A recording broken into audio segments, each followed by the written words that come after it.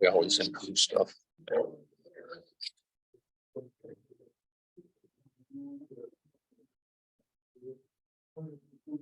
Erev Tov. So we are past the halfway mark of Sfirat HaOmer. Talk about a few weeks ago, we were talking about some of the halachot. We spoke about what happens when somebody forgets to count. So you remember, the halacha is if somebody forgot a day, forgot both the night and the day, contrary to what many people think, you don't stop counting. You don't say, I'm out. You stop counting with a brach.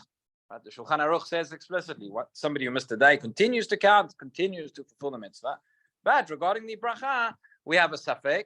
We say safek brachot la'akel because there is an opinion of the Bahag who says, or even though most of the Rishonim say you should still say a bracha, nonetheless, Bahag says no, because we require Sheva Shabbatot Tmimot. We require Sfirat HaOmer has to be Tmimot, it has to be complete. And his understanding is that if you miss a day, it's no longer complete. Different ways to understand exactly what that means. And therefore, we skip the bracha for the remaining days. So an interesting question, which the Achronim discuss, Mincha Chinuch discusses at length, and many of the poskim ask, is what happens when you have a bar mitzvah boy who becomes a gadol during the sfira, right? So for the first few days, however many, it doesn't matter how many, but for the first X number of days of the sfira, he is still a katan. He's not yet obligated in the mitzvah of sfira. He may be obligated midin chinuch, right, which we learn out at the beginning of this week's parasha as well. He's obligated in midin chinuch, but he's not actually obligated in the mitzvah of counting sfira. Then he becomes, as a bar mitzvah, becomes a gadol at some point within these 49 days. So the question is, can he now begin or continue counting with the bracha the rest of the time? If we say, on the one hand, we might say that since it needs to be tmimot, you need to count all the days. If you've missed one day, a person forgot to count a day, so you can't carry on saying the bracha. So in this case, it's not that he missed it, but it's that he wasn't in it at all in the first place, and therefore that year, of many years afterwards, to count and to say the bracha, not to forget. But in that year, maybe he shouldn't count. Or we say he can carry on. So we find a number of different approaches to this question. Three main approaches, halachically speaking.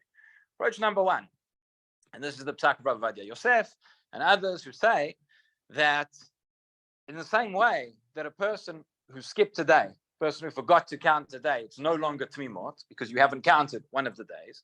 So here too, it's not just that they forgot, but maybe even he was counting, but since he wasn't obligated, he wasn't part of the mitzvah, now he's counting as part of the mitzvah, but it's not all the days, it's not tmimot, and therefore, as the Shulchan Aruch said, he should count, but he should not say a bracha. He should hear the chazan, come to shul, answer amen, or somebody else counts, and then he can count. So says Rabbi Yosef, that year he cannot count, even if he's been counting before, but because before he was obligated midin chinuch, now he's obligated midin sfira, and therefore he counts without a bracha because he's not got all the days. That is not tmimot. So that is approach number one.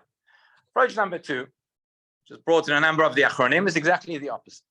This approach says, why do we say that a person who forgets to count today, it's no longer tmimot? Because you had the day, you had the possibility to count, you had the obligation to count, but you didn't. Therefore, your count is not complete because you left out a day, you left out 2 days, however many. But if you did not that you forgot, but that you weren't obligated in the first place. So from the time that you are obligated, from the time that you have to start counting, you count all those days. I don't care if it's day 7 or it's day 25 or it's day 40, whenever it is, you count from that. That is for you, that's the first day.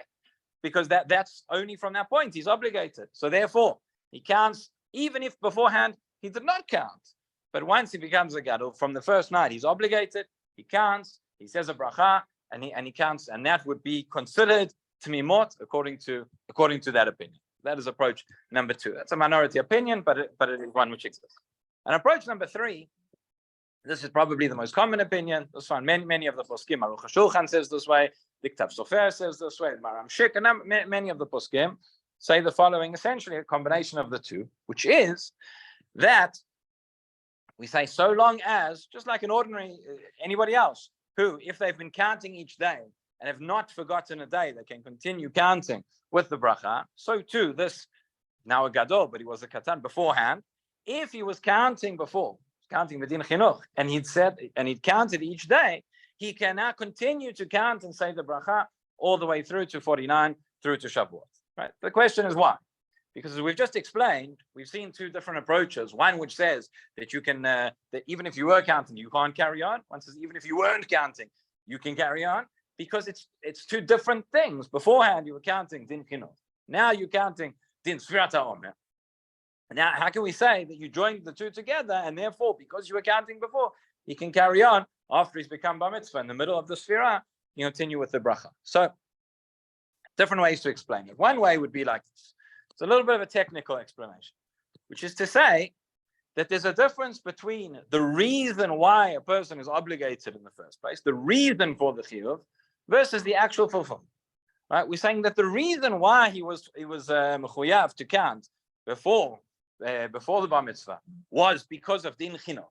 But nonetheless, what does din chinuch mean? Din chinuch means that a person fulfills the mitzvah in the way that he's going to have to fulfill the mitzvah when he's obligated. Right? Din chinuch is not that you're going to have to do X, so now do Y. No, you're going to have to do X, so now do X. Start, even though you're not yet mechuyav to do it, but nonetheless, Rabbanan said, start already, so you'll be able to count. So he starts off counting in a way that would fulfill the mitzvah of counting, and therefore he's counted, and therefore he can continue. It's very interesting. The Rambam, we're coming up to Pesach Sheni.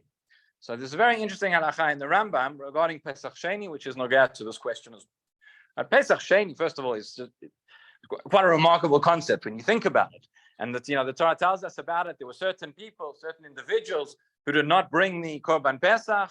Right? They were Tmeim LeNefesh or B'derech Rechokah. They were, because of the laws of Tumah or because of physical proximity, they were unable to bring the Korban Pesach at its time. So they come to Moshe Rabbeinu and they say, Lama nigara? Right? Why should we be left out? Nowadays, it's usually the opposite. Nowadays, people usually come to the rabbi and say, why do I have to do this? They say, we want to do it. Why are we left out?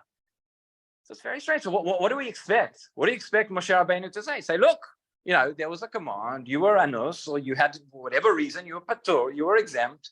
Wait till next year. What's the you? So Moshe Rabbeinu goes and he asks Hashem, and Hashem says, okay, they were left out. They'll have a second opportunity. Pesach Sheni. Very, very, very strange thing. But the point is, we have a month after, so we have Yudalet of Nisan, which is Pesach Rishon, and then we have Yudalet Iyar, which is Pesach Sheni, and this is one of there's one opinion in the Rishonim, by the way, Masechet Pesachim. In the Gemara, the Rishonim ask, why is it called Masechet Pesachim and it's not called Masechet Pesach? Why in the plural? One of the answers, because you have Pesach Rishon and Pesach Sheni. The other answers as well.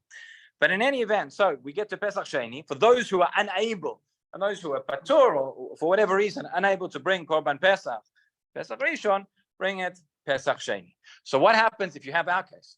What happens if you have somebody who was a katan, who was therefore exempt from bringing the Korban Pesach? He had his bar mitzvah in the middle, and then we come to Pesach Sheni. So says the Rambam that if during Pesach Rishon he was part of a chabura and he was included, this katan, and he ate from the Korban Pesach, so then he becomes a gadol. He comes to Pesach Sheni. He's not required to come and bring it again. He's already fulfilled it. But he wasn't mechuyav. So it said in the name of Reb Chaim, time of Brisk, he gave this very answer.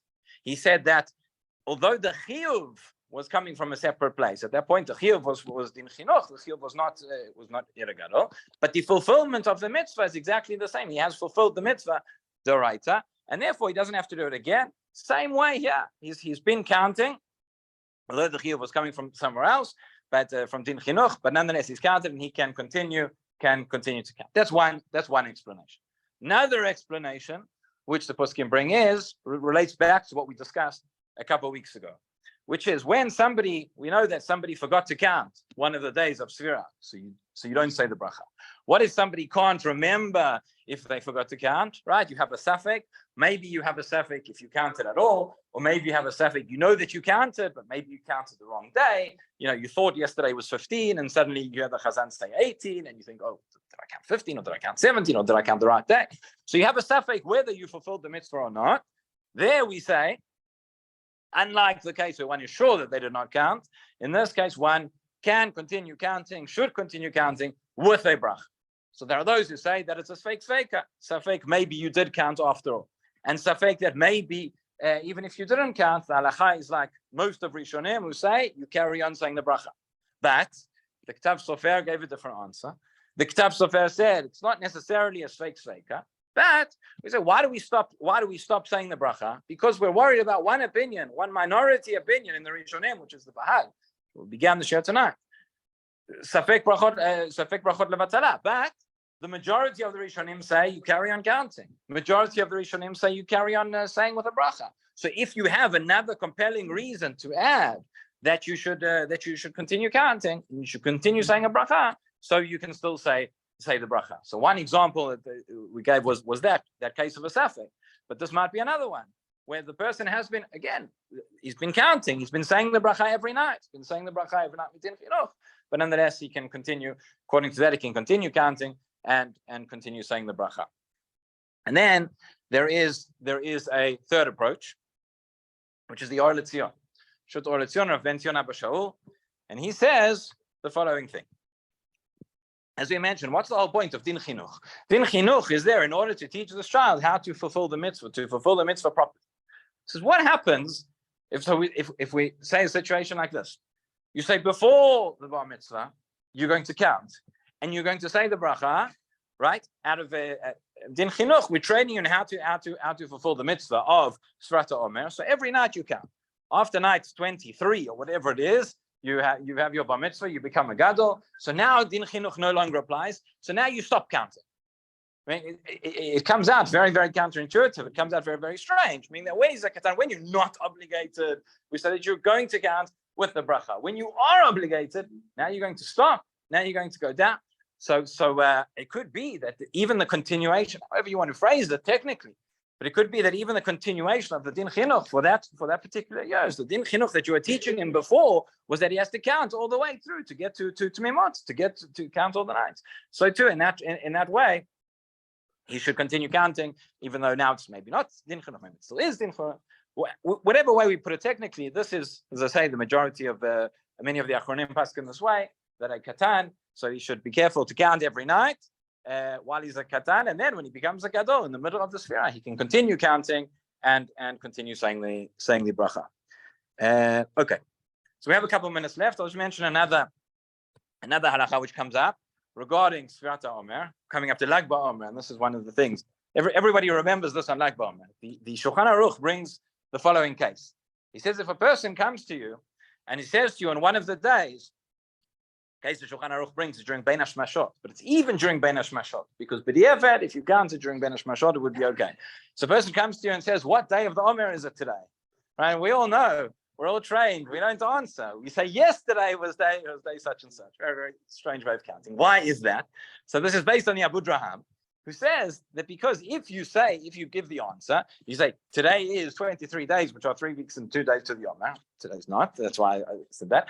And you have now fulfilled the mitzvah, you've now counted, and then you go and say the bracha afterwards. So you have a problem in that way. I say it's relevant particularly to Lag BaOmer, because we don't normally go around saying, today is X days of the Omer, today is Y days of the Omer. But everybody goes around saying, today is Lag BaOmer.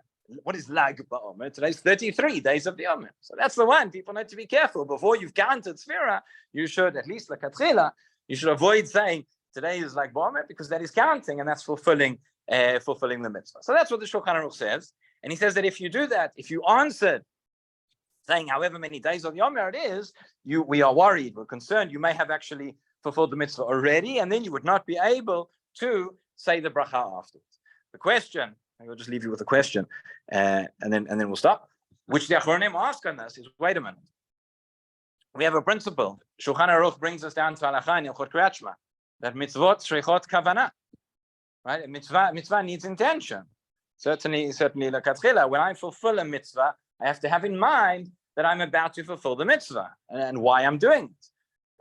We spoke a few days ago in the Tzumam Rabbanan Shiur that some people have the practice of making a declaration before you fulfill a mitzvah, right? Hineni muchan zuman, whatever it is. There are those who don't like it, those who do like it. But the reason you do that, one of the reasons, is to show that you have the intention that you're about to fulfill the mitzvah. So if a person comes along and somebody says, what day is today of the Omer? Or you say, oh, it's Lag BaOmer tonight. What are you doing tonight for Lag BaOmer? It's not your intention to count the mitzvah on Omer. You're just, saying it. You're just saying what day it is. And therefore, if you did not have the intention to count, why should we be concerned that you fulfilled the mitzvah? You didn't intend to fulfill it, so therefore you haven't. So you should still be able to count. Okay, but the Shulchan Aruch seems to go against that. That's the question. Achronim discuss, but I'll leave you with questions to think about. Rabbi Hanania ben Akasha Omer, HaKadosh Baruch Hu, Lizakot et Yisrael, Lefichach b'alem Torah mitzvot, Shnei Madrei Chafetz Man Tzidko,